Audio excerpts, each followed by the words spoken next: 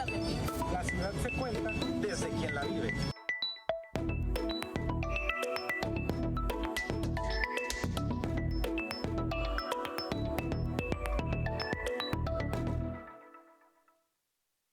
Muy buenas noches, estamos en una emisión más de Iniciativa Tepic, donde la comunidad se cuenta desde quien la vive. Y esta noche, como todos los lunes, vamos a tener un tema muy interesante que discutir en esta mesa de Iniciativa Tepic. Soy Yolanda Gutiérrez y es para mí un gusto estar por acá platicando en esta ocasión acerca de la despenalización del aborto como parte de una resolución de la Suprema Corte de Justicia de la Nación. Ustedes acaban de ver las noticias que pues nos brinda nuestro noticiero de XHKG y justamente señalaban acerca de que el día de hoy hubo una manifestación. Ha habido diferentes movimientos, unos a favor, otros en contra, como es la normalidad y la naturalidad de los temas que por supuesto generan ese debate público, ¿no? Y el día de hoy lo que vamos a discutir es precisamente qué significa que la Suprema Corte de Justicia haya resuelto lo que resolvió y que, bueno, qué va a pasar, qué es lo que va a acontecer en los estados y qué va a pasar específicamente en el estado de Nayarit, que es donde vivimos. Entonces, bueno, sin más preámbulo, le doy la bienvenida, primero que nada, a la maestra en Derechos Humanos. Ella es docente, investigadora de la Universidad Autónoma de Nayarit, la maestra Karen Aguayo. Bienvenida, maestra. Gracias, Yoli. Hola, ¿qué tal? Buenas noches a todas las personas que nos escuchan. Muchas gracias. Ya ahorita comentábamos, ya estaba en otras ocasiones la maestra Karen con temas referentes precisamente a pues la equidad de género y demás temas de coyuntura, pero bueno, esta también es la primera ocasión en la que nos acompaña el doctor Antonio Serrano Morán. Él es doctor en Derecho y es secretario ejecutivo en la Comisión Estatal de Derechos Humanos y también es docente investigador de la Universidad Autónoma de Nayarit. Bienvenido, doctor. Muchísimas gracias por la invitación y bueno, muchísimas gracias a todas las personas que nos ven. Muchas gracias. Y bueno, ahí me gustaría hacer una aclaración que cada uno de ellos, pues bueno, tiene un amplio expertise de lo que vamos a discutir el día de hoy. Sin embargo, pese a que laboran en instituciones públicas, pues su opinión es, digamos, personal y no una representación de lo que se señale o de lo que tenga como posición las instituciones para las cuales laboran. Y es importante mencionarlo porque sabemos que son temas polémicos, complejos y que, bueno, precisamente desde un abordaje jurídico es como los vamos a platicar. Entonces, sin mayor preámbulo, ¿qué discutió la Suprema Corte? ¿Por qué están las manifestaciones? ¿Se despenaliza? ¿No se despenaliza? ¿Qué ocurrió con la Corte? Híjole, qué buena pregunta. Fíjate, Yuli, que antes de entrar como al tema medular que nos trae acá esta noche, a mí me parece importante, en primera instancia, hacer como una pequeña aclaración, digámoslo así, por el abordaje que vamos a hacer justamente. Y yo lo hablo, por supuesto, desde mi participación.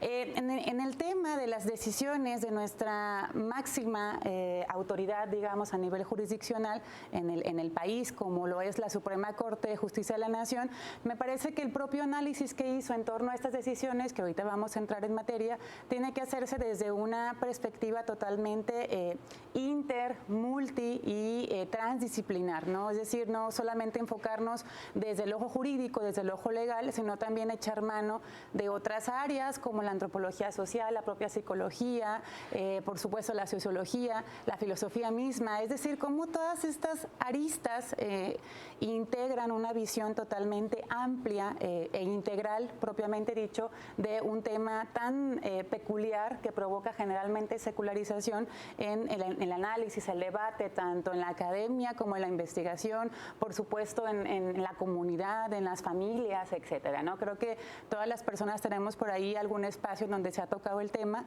y es bien importante como sentar esta base. Otra cuestión que también me gustaría aclarar es desde dónde va a ser mi participación y mi postura personal, como bien lo comentaba Yolanda, y que no representa necesariamente la institución en la que laboro. En mi caso es desde una perspectiva totalmente de derechos humanos, feminista y partiendo justamente de estas decisiones que toma la Suprema Corte de Justicia de la Nación. Yoli, tengo mucho que decir en el tema, si me extiendo, me haces una señal con confianza. No, al contrario. Para callarme.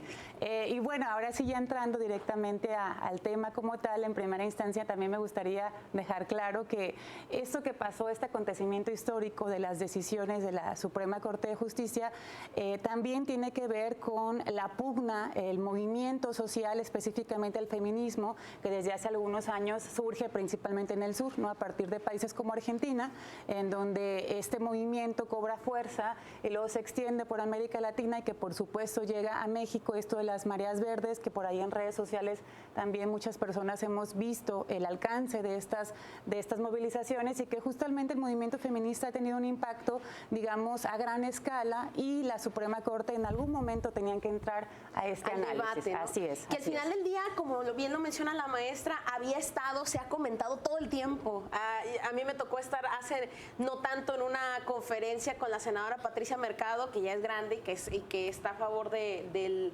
tema del aborto, y decía, bueno, es que esto es antiquísimo, dice yo, desde que estaba comenzando ya se usaba, ¿no?, hablar de este tema. ¿Por qué sucede en este momento y qué sucedió? ¿Qué decide la Corte? Bueno, la Suprema Corte de Justicia de la Nación resuelve una acción de inconstitucionalidad que habían presentado del Código Penal del Estado de Chihuahua, si mal no recuerdo. Coahuila, perdón. Gracias. El Estado de Coahuila.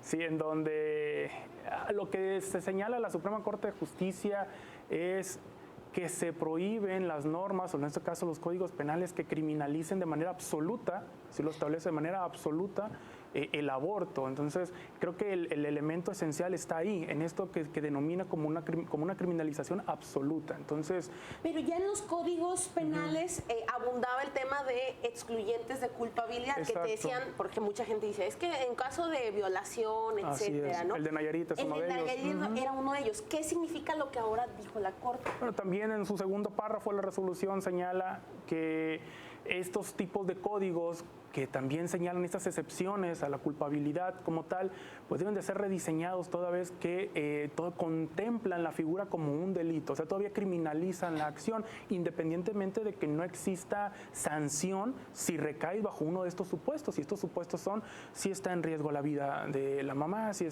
fue por violación, si hay un tema ahí de salud importante que atender, entonces también los mete al juego.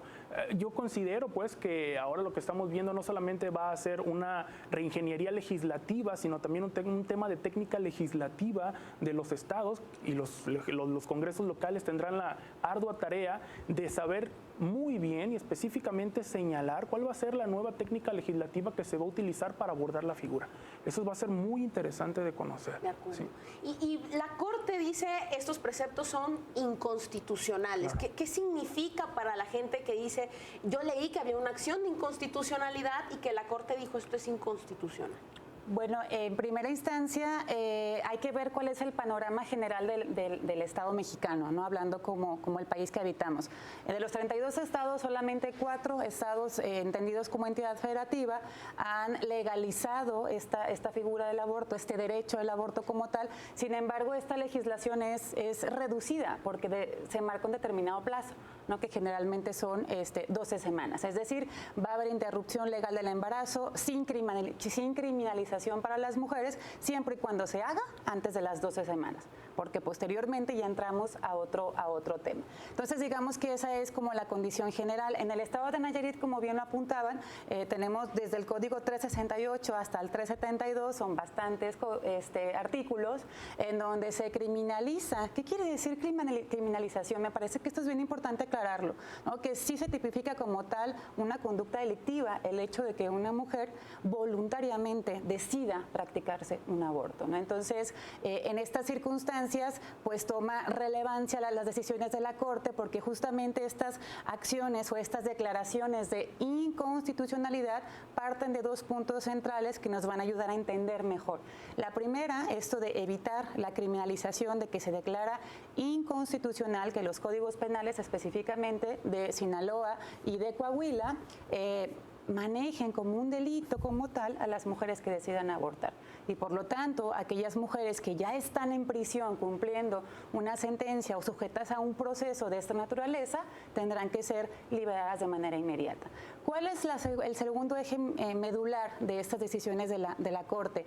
Que también declara inconstitucional el otorgamiento del estatus de persona al feto.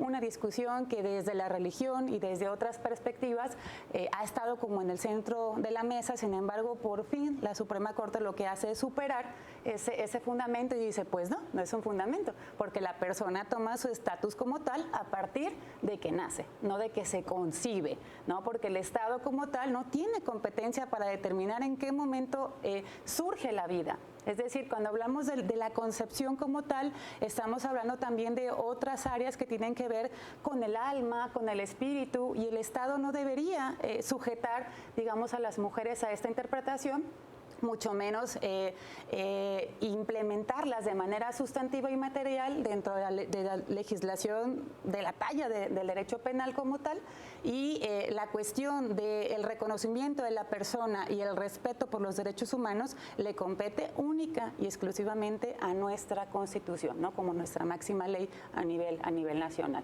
De acuerdo. Y justamente ahorita que señala esta parte de se venía pugnando y demás, incluso ya en los códigos pues ha habido un debate. ¿Por qué hasta ahora? ¿Creen que hay algo detonante en que en este momento estemos viendo esta decisión en particular? Bueno, realmente socialmente estamos viviendo un cambio importante de paradigmas, sobre todo superando algunas barreras, ¿no? Luego entonces esto creo yo viene a ser un buen momento para entrar a estos debates. Así como lo comenta la maestra Karen, la Suprema Corte de Justicia ha estado haciendo estas resoluciones y va a seguir siendo un tema de debate, independientemente que la Suprema Corte de Justicia como máximo tribunal que tiene nuestro país haya tomado una sentencia de 10 votos a favor, ¿sí?, de los 11 que son, sino lo que lo genera como una obligatoriedad para las autoridades jurisdiccionales de nuestro país. No menos cierto es que nosotros tenemos tribunales supranacionales que en materia de derechos humanos todavía se puede acceder a ellos, ¿no? De igual forma, bueno, el tema toral va a estar en esto que comentaba la maestra, que es bastante interesante, ¿no? La concepción, ¿dónde genera entonces los derechos humanos su protección? Si desde el nacimiento, como decía la maestra que atina la Corte, o si desde la concepción, o antes o después. O sea, esta situación es lo que la Corte ya resuelve, pero que va a seguir siendo un tema de discusión, ¿no? Y si hablamos del estado de Nayarit, bueno, Nayarit es todavía más allá. En Nayarit hay otro problema. En Nayarit hay un problema con la Constitución local, porque en el estado de Nayarit la Constitución Federal de nuestro país no contempla cuándo surge la vida, no lo dicen de manera textual. Categórica. ¿Sí? No, simplemente lo deja abierto para que las entidades federativas legislen al respecto, independientemente que la Convención Americana de Derechos Humanos, de la cual estamos obligados, establezca que desde el momento de la concepción. Pero el Estado de Nayarit va un poco más allá y dice en su artículo 7º, fracción 13ª, que la vida en el estado, se entiende como el estado de Nayarit, que la vida surge que desde el momento de la concepción se le considera como nacido para todos los efectos jurídicos, dice la Constitución de Nayarit, no como vivo, sino como nacido. Jurídicamente esto es ir más allá todavía, porque si ya nació jurídicamente, entonces no es susceptible de aplicarle ninguna restricción que el Código Penal señalaba.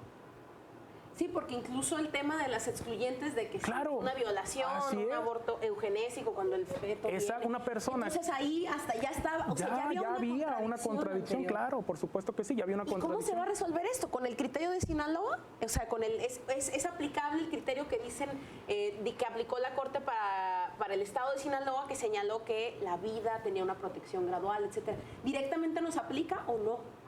Lo que pasa es que aquí entramos al análisis de nuevo integral de qué es el derecho a la vida, cuál es el contenido del derecho a la vida como tal, ¿no? Si tomamos los precedentes que nos dejó ahora la Suprema Corte de Justicia de la Nación y la propia Corte Interamericana de Derechos Humanos, que desde el año 2012 emitió una sentencia en donde ahí se definía justamente este hito histórico, ¿no? Y esta discusión generalizada desde los años 70 de esto de cuándo surge la vida. Entonces la propia Corte Interamericana de Derechos Humanos hace esta aclaración y también especifica que el feto no es una persona como tal, ¿no? Y que por lo tanto no es que tenga derecho a la vida, más bien viene a ser un objeto de protección por parte del derecho siempre y cuando se prevalezcan, en este caso, derechos específicamente de las personas, es decir, de las mujeres. Pero quisiera retomar tu pregunta en donde tú dices ¿por qué ahora? ¿No? Creo que la Corte y en general el Estado mexicano se ha tardado en entrar a este análisis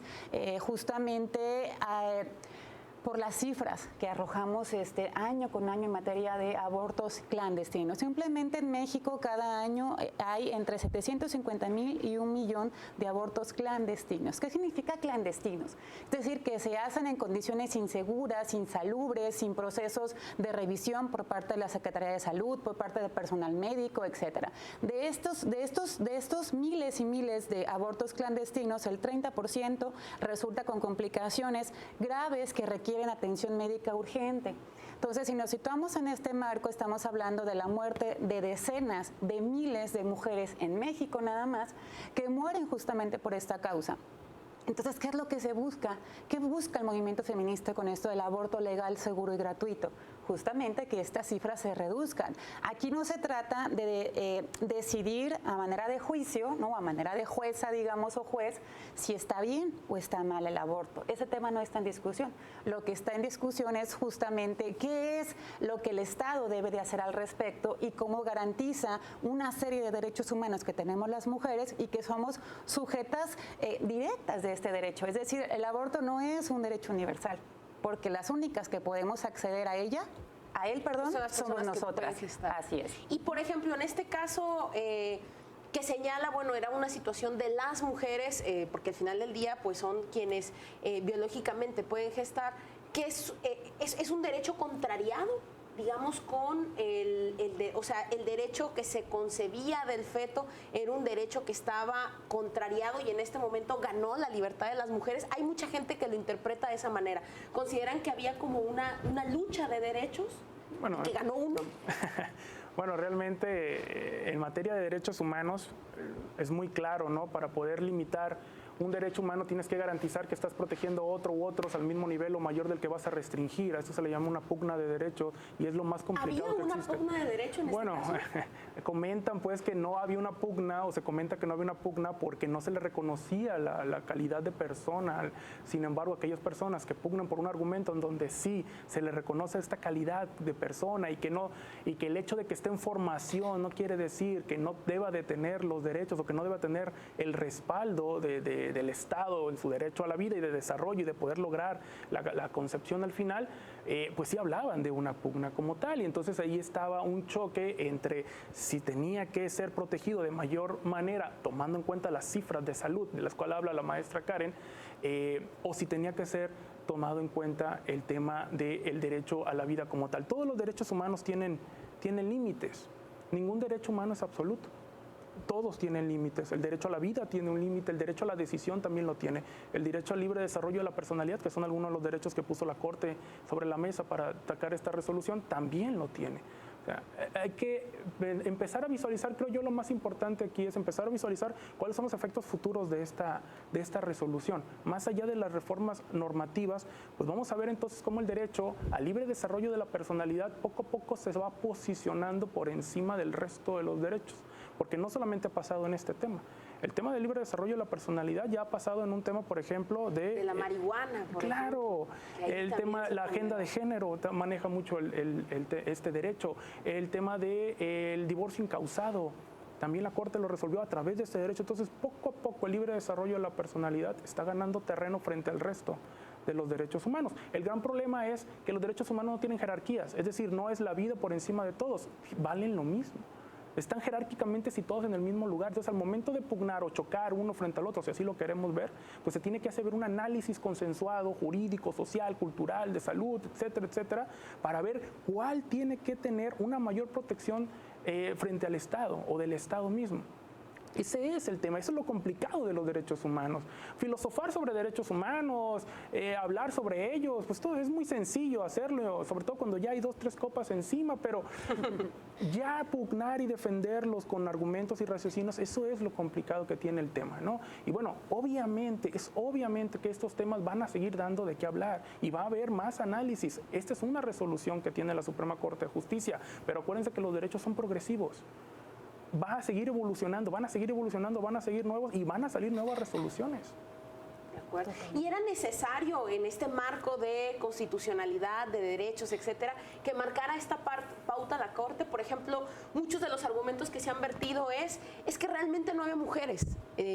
procesadas por este delito, o el número era muy reducido, entonces no se necesitaba. ¿Era necesaria esta resolución? Totalmente. Yo creo que sí, porque aquí, por eso digo los puntos de vista o análisis integrales, porque si nos vamos a cifras, hay mucho argumento, ¿no? Pero si también nos vamos a la cuestión de la vivencia, la experiencia de las mujeres en Latinoamérica, específicamente en México, pues también no podemos separar que a estas cadenas de sanciones y de tipificaciones que hay en las legislaciones penales en las entidades federativas, pues tienen una profunda carga moral y religiosa en contra de la libertad, de la autonomía y, por supuesto, el ejercicio de la maternidad para nosotras como un destino, pues, obligatorio, ¿no? Es decir, estas imposiciones o estos mandamientos, digamos, que se van heredando de generación en generación y que nos colocan a nosotras en una posición de desventaja frente justamente a la efectivización de otros derechos. Y hablo específicamente de nuestro marco de derechos sexuales y reproductivos, ¿no? Como la libertad reproductiva, por ejemplo, era restringida para nosotras a partir de la moral y a partir de la religión. ¿Por qué? Porque justamente México no solamente es un país machista, sino también es un país profundamente religioso, ¿no? En donde la fe, digamos, es como un ente potencializador de masas que lo que hace justamente es reforzar estos criterios moralistas en donde nos dice, de hecho ahora mismo hay muchas iglesias a nivel nacional que han emitido algunos tipos de posicionamientos en redes sociales donde condenan la decisión de la Corte, en donde dice, no me importan los razonamientos jurídicos legales a que haya lugar, no me importan los derechos humanos, lo que me importa es lo que protege la religión, que es la vida, ¿no? Sin embargo, esos fundamentalismos están sobrepasados a partir de lo que los mismos ministros y ministras de la Suprema Corte han manifestado dentro de esta decisión histórica. Y parte de lo que se ha argumentado es, no es un tema religioso, es un tema científico. Para determinar el derecho a la vida, para decir desde este punto surge el derecho a la vida, ¿qué se necesita? Y sobre todo personas como ustedes que son profesionales de los derechos humanos y que dicen pues claramente que hay un derecho a la vida como muchos otros derechos humanos, ¿quién puede determinar en dónde surge? Bueno. Qué pregunta tan complicada. Bueno, yo creo que hay una fórmula que yo la interpreto a raíz de la sentencia de la Corte Interamericana que les comento que es del año 2012 y de estas decisiones que recién publica la Suprema Corte. ¿Cuál es como esta fórmula? Digamos que cuando, como decía el doctor Serrano, cuando hay tensión entre derechos, ¿no? Que pareciera que hay un choque, que hay esta cuestión de que están ahí en pugna, bueno, pues hay un ejercicio que se llama ponderación, que es como un análisis jurídico que se tiene que hacer desde esta perspectiva. ¿Cuáles serían como los elementos que se tendrán que considerar para tomar una decisión de esta naturaleza, ¿no? De esta índole? En primera instancia, la interferencia de los derechos que ya hemos mencionado, es decir, los derechos específicamente de nosotras como mujeres, ¿sí? como personas que accedemos de manera directa a este derecho. En segunda instancia, hacer, además de este impacto de la inferencia que hay o el nivel de afectación en estos derechos, hacer un análisis interseccional. ¿Qué significa esto? Ver todas las condiciones sociales que las mujeres tenemos frente a la problemática de salud pública. ¿Qué significa esto? Que no va a ser igual mi acceso a un aborto legal, seguro y gratuito o simplemente a una atención médica integral si yo soy una mujer indígena, migrante, que no habla español, que tiene X número de hijos, que en una condición socioeconómica no privilegiada. Es decir, este enfoque que la misma Suprema Corte de Justicia pone en el centro para analizar las realidades de mujeres, porque aunque nosotras somos sujetas de este derecho, no quiere decir que todas seamos iguales, ¿no? Tenemos condiciones sociales que nos colocan en mayor o menor desventaja dependiendo nuestra propia problemática. Entonces me parece que estas situaciones es lo que analiza, el fondo que analiza la Suprema Corte y a partir de ello entonces le deja exactamente, y deja este marco claro de que la Corte es garantista y que está a favor de los derechos humanos y de la propia Constitución. De acuerdo. ¿Dónde surgiría o quién tiene la potestad para decir aquí surge la vida? Bien, ahí se tiene que hacer un análisis profundo en donde el Estado tiene que tomar una decisión final respecto a en qué momento las instituciones estaduales vendrán a otorgar la protección que la Constitución misma le confiere y los tratados internacionales les confieren, ¿no? Pero tendrá que hacerlo de manera responsable.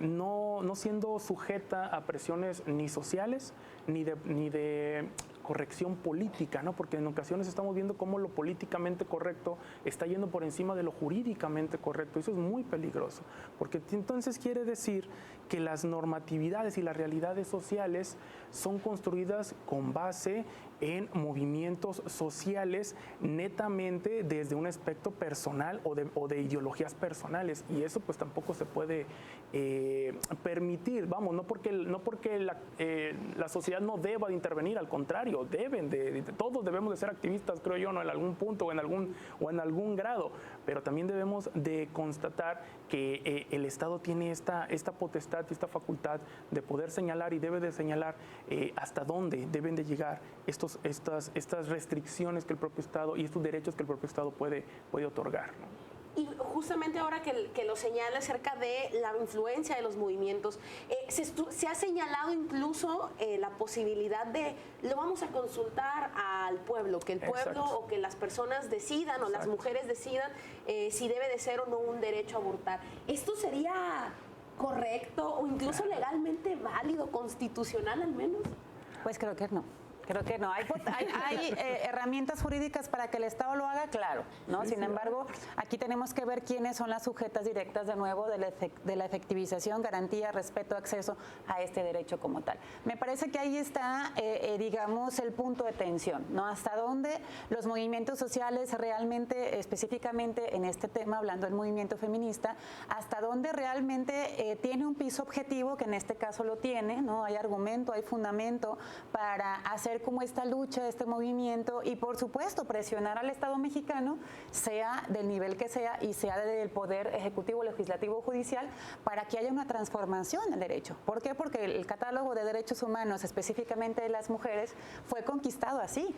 Es decir, el Estado no, o específicamente el derecho, no fue de que, yo reconozco que las mujeres también son sujetas de derecho y aquí les va su derecho a votar, por ejemplo, ¿no? Tuvo que haber un movimiento social, un reclamo, movimiento social no pacífico, ¿no? Que reclamara esta igualdad, ¿no? Y que entonces nosotras fuéramos reconocidas como sujetas de derecho en igualdad de condiciones que los varones. Entonces me parece que si el derecho evoluciona, si el derecho es flexible, se mueve específicamente los derechos humanos, la Suprema Corte ahora lo está trayendo acá a colación, ¿no? Justamente por estas necesidades que siempre han existido en las mujeres. Los abortos clandestinos son históricos, no es algo nuevo, ¿no? Pero que ahora, gracias a estas voces colectivas, pues nosotras lo ponemos ahí en el tema de discusión de la agenda pública y de la agenda jurídica. Los movimientos sociales pueden de alguna manera pues impulsar los temas de su interés, pero sería válido que se consultara, o incluso los especialistas en derechos humanos dirían, no, está bien que se consulte un derecho humano. Bueno, sería un buen ejercicio de democracia social, de participación social. Ahora con el gobierno abierto, la sociedad no solamente es receptora de las políticas públicas, la sociedad debe de ser la generadora, aplicadora y sobre todo evaluadora de las políticas públicas, ¿no? Entonces, en ese sentido sería un buen mecanismo. Ahora, la pregunta no sería si se puede o no se puede llevar a cabo, la pregunta sería qué fuerza de ley le vamos a dar a ese Si es vinculante el resultado, pues para encuestar hasta aquí entre nosotros levantamos la mano. Claro, podemos hacerlo massive color y demás. En Facebook, pero, ¿no? Exactamente. El punto es qué fuerza de ley le vamos a dar a esa y qué tanta vinculación puede tener con las ¿Y instituciones. podría legalmente hacerse algo así? Hacerse sí, o sea, pero sea vinculante, que el resultado como tal engrane con el sistema jurídico mexicano. Podemos llevar los resultados y meter alguna iniciativa social de reforma o de iniciativa, ¿no? O a través de nuestros legisladores, impulsar algo así. De ahí en más de que la propia encuesta por sí misma ya modifique, genere o extinga derechos y obligaciones, eso ya es otra cosa. De acuerdo. Y señalábamos, pues, no se puede de alguna manera determinar como tal, pero dentro de los países sí hay diferencias en cuanto a hasta cuándo o sea, ya se legalizó y hay una gran diferencia, es muy heterogéneo el número de semanas que se permite. ¿Qué opinan? En México se dijo las 12 semanas, ¿con base en qué puede cambiarse? En Argentina, que lo acabamos de ver hace poquito, que también se despenaliza el aborto, fue hasta las 14 semanas allá. ¿Cómo cómo se determinan las semanas? ¿Es bioético, es médico, jurídico? Creo que es más moral que otra cosa. Yo insisto con regresar a esto de la moral porque es inevitable, ¿no? Que no lo veamos como tal y que nos quedemos solamente en un análisis meramente jurídico y ya. ¿Por qué? Porque justamente después, cuando, digamos, el feto tiene ciertas características que lo humanizan, bueno, pues entonces ya no está bien abortar, ¿no? Entonces aquí ya sí entra un juicio para decir está mal. Por lo tanto, sí vamos a regular, sí vamos a legalizar, sí vamos a despenalizar y todo lo que ustedes quieran, ¿no? Porque a veces pareciera que es un capricho de las mujeres, cuando no es así. Hablamos de miles y miles de muertes, como ya lo mencionaba. Entonces, tiene que ser, digamos, condicionado a un plazo específico, justamente por ello, ¿no? Y aquí rescato lo que el doctor comentaba al inicio de la palabra que la Suprema Corte pone como es protagonista, que es absoluta, ¿verdad? La despenalización absoluta o bien la penalización que se hacía, la criminalización que se hacía de manera absoluta. ¿Por qué? Porque las mujeres debemos ser libres o deberíamos ser libres en el pleno ejercicio de nuestra autonomía para decidir en qué momento abortar, ¿no? Entonces aquí me parece que este es un tema que sería análisis de otro programa, ¿no? Porque sería también echar mano de bioética, de la medicina, etcétera. ¿Hasta cuándo? Entonces, ¿hasta cuándo está bien que lo hagan y hasta cuándo no? Y es que hay países que hasta llegan a las 20 semanas, hay países que son menos. Acabamos de ver el caso de Texas, que también fue un caso actualmente conocido, que reducieron pues el número de semanas y llegaron a 8 semanas, ¿no? ¿Qué determina? ¿Cuántas semanas? ¿Es un tema bioético? Sí, también debe haber un tema de salud, porque hablamos del riesgo de la vida de la mamá también. O sea, sí, si se intentaba proteger la integridad de ella y finalmente se termina dañando. Vulnerándola, pues entonces no guarda mucho sentido, ¿no? Hemos visto, por ejemplo, el asunto en Nueva York, que hubo uno de 8 meses. Bueno, ahí ya era inviable la vida del feto como tal, por un tema de salud, pues, pero duró 8 meses. Entonces, bueno, te tiene que también pugnar por una vez más, la ponderación de derechos, ¿no? ¿Cuál es el objetivo de esta resolución? Si es la protección del derecho a la vida de la mujer como tal, entonces tampoco lo puedes dejar ir más allá. Si hablamos de lo que decía la maestra Karen atinadamente sobre el tema de lo ético y lo moral y de que si ya está humanizado, ya no lo queremos llevar a cabo, ojo, pues a las 12 semanas ya está humanizado. Ustedes pueden buscar en internet cómo se ve un feto a las 12 semanas y ahí está, ¿no? Ya tiene formado la mayoría de sus órganos, solamente siguen creciendo 2, ¿no? En ese sentido, bueno, no queda muy claro tampoco por qué se deciden las 12 semanas.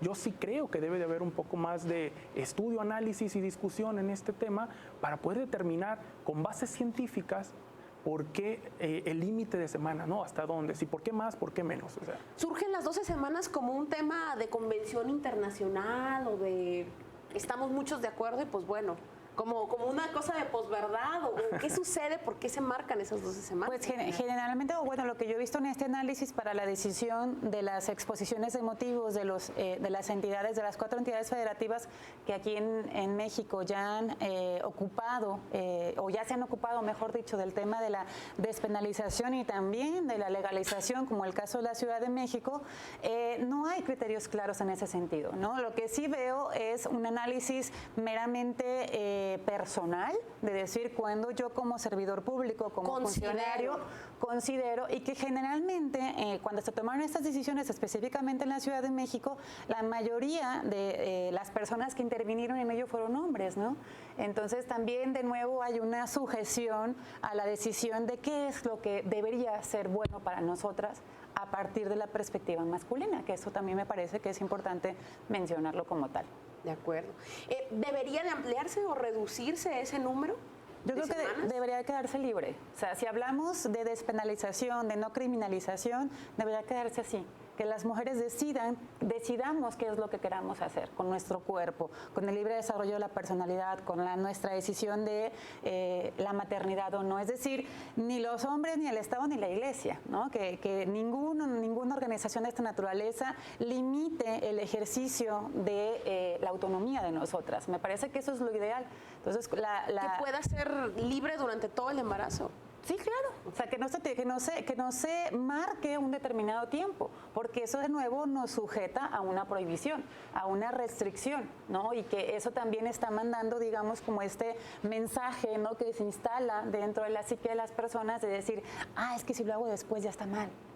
Entonces, de nuevo, no es si está bien o está mal, ese no es el punto del debate en este tema, ¿no? Sino que justamente nosotras tengamos esta libertad de decidir, que creo que es el derecho que históricamente ha sido negado para nosotras desde cualquier perspectiva que se analice. De acuerdo.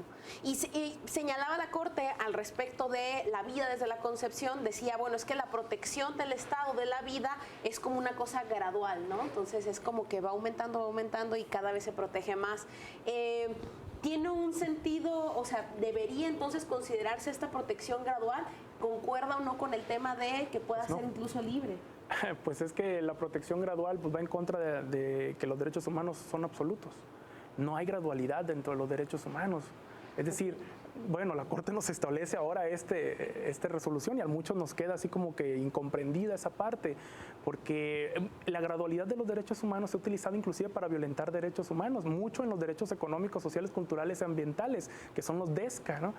Antes no eran justiciables hasta la resolución de la Corte Interamericana en el caso de Perú hace unos 3, 4 años, en donde ya establece una primera sentencia a favor de estos derechos económicos, sociales, culturales y ambientales, pero porque los estados establecían, como la Convención Americana señalaba, que estos derechos son de satisfacción progresiva, dependía mucho de los presupuestos y de los recursos, exactamente, de los propios estados, pues entonces lo que hacía el Estado era justificarse en eso, no tengo el recurso, toda vez que como es de satisfacción progresiva, pues ahí luego vemos cómo te lo garantizo, ¿no? Y la protección social pues quedaba de lado y tendrías que irte a una protección individual a través de herramientas jurídicas establecidas, pero ya de manera individual, ¿no? Entonces a mí se me hace muy curioso que ahora la Corte establezca esta situación, entonces si son progresivos o entonces o son absolutos o entonces ¿qué son? Y si son o no son progresivos, retomando el argumento de la maestra Karen, ¿deberían establecerse o no establecerse un número de semanas? Es que volvemos a lo mismo, para poder restringirlo. Hecho, por ejemplo, en el argumento, bueno, así lo entiendo, ¿no? Si no hay un número de semanas límite para tener un aborto, pues al final del día no hay una gradualidad. Claro. Pero si hay un número de semanas, pues parece que sí. Entonces, ¿qué es lo correcto? Exactamente. ¿O qué es lo legalmente idóneo, no? Exactamente. En este caso, pudiera ser que debe ser absoluto, pero hasta todos los derechos tienen límites. Todos los derechos son absolutos y todos tienen límites. ¿Y cuál debería de ser el límite? Bueno, a eso sí ya tendríamos que entrar en un estudio científico, en un estudio científico que no creo que lo vayamos a resolver aquí, pero sí debe haber un entonces, que tenga que ver el digamos, podría incluso ir de la mano del tema médico-científico. Claro que sí, y sobre todo de protección del derecho a la salud de la mujer también. ¿Qué tan benéfico es o no, o riesgoso, mejor dicho, más que benéfico, qué tan riesgoso es físicamente y psicológicamente para una mujer aplicarse un aborto a los 8 meses, por ejemplo? Es que yo aquí rescato un poco el argumento que daba la ministra Margarita, ¿no? Que ella decía, ninguna mujer se embaraza para abortar.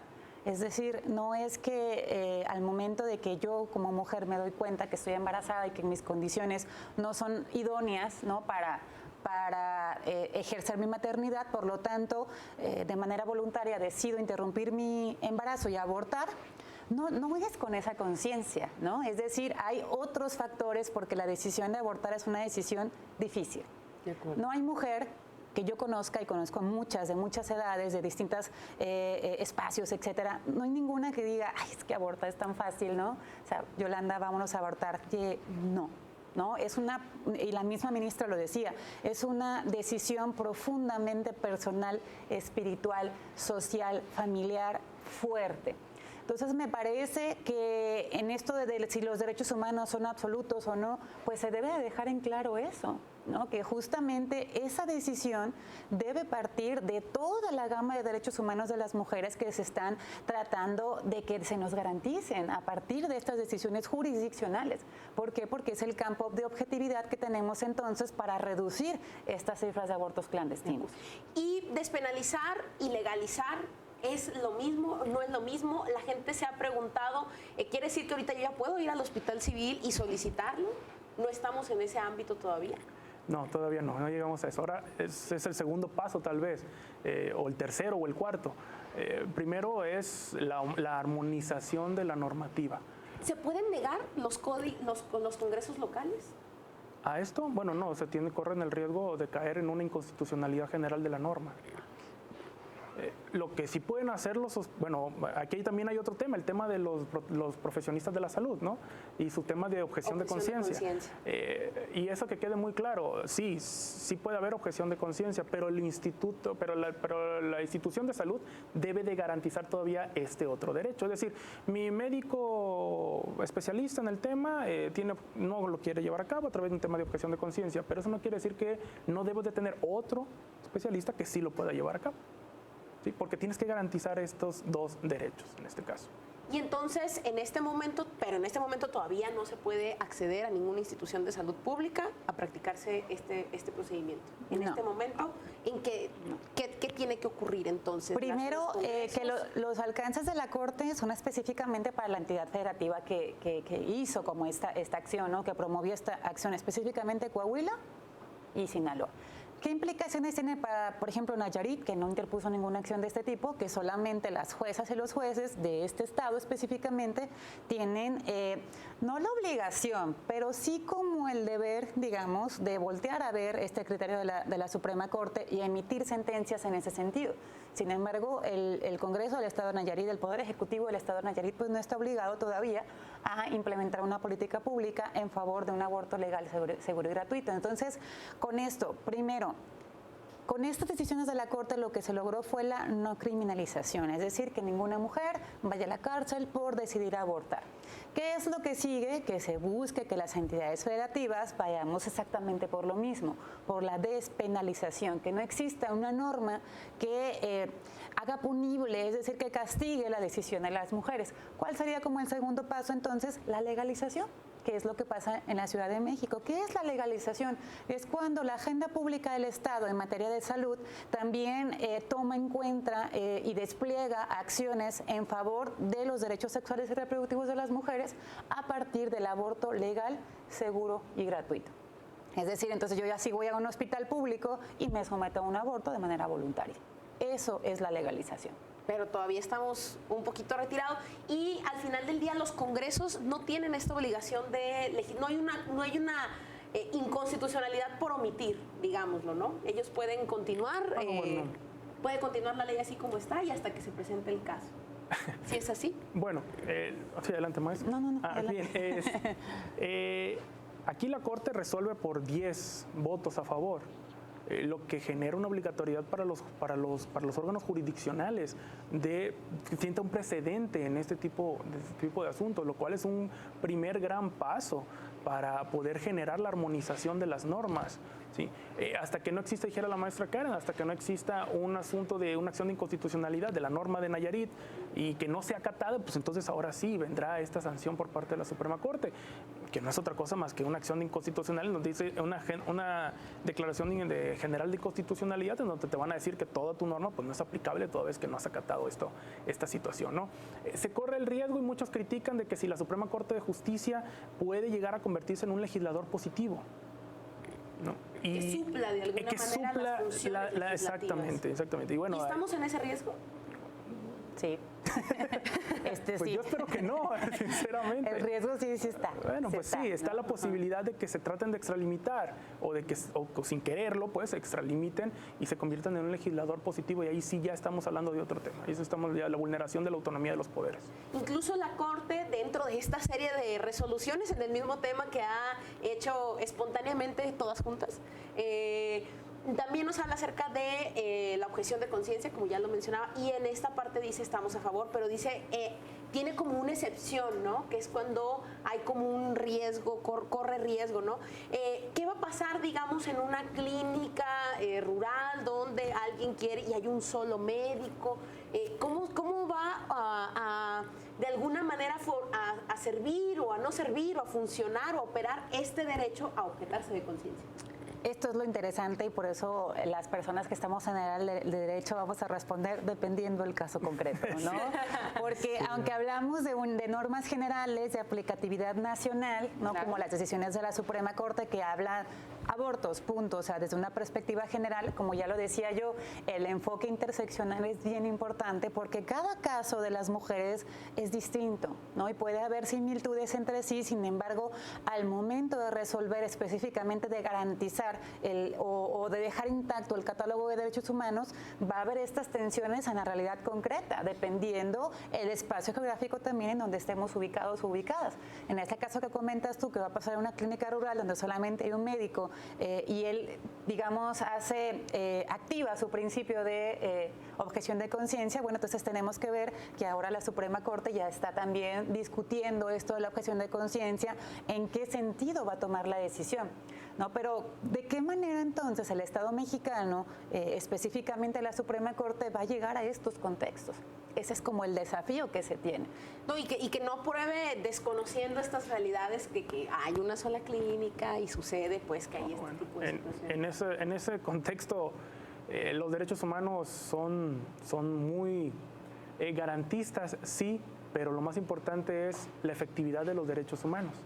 Y en este escenario que pones de ejemplo, créeme que todos los días va a haber problemáticas no solamente de esta, sino de que no hay medicamento para cualquier padecimiento, no hay número suficiente de personal médico, no hay seguridad para el personal médico que trabaja ahí, están en desabasto total, o sea, no va a ser, créeme, su única problemática, o sea, las problemáticas del sector salud son muchas a nivel nacional y cuando hablamos de un potencializador de violentador de derechos humanos, el tema de pueblos y comunidades indígenas es ese potencializador, lamentablemente.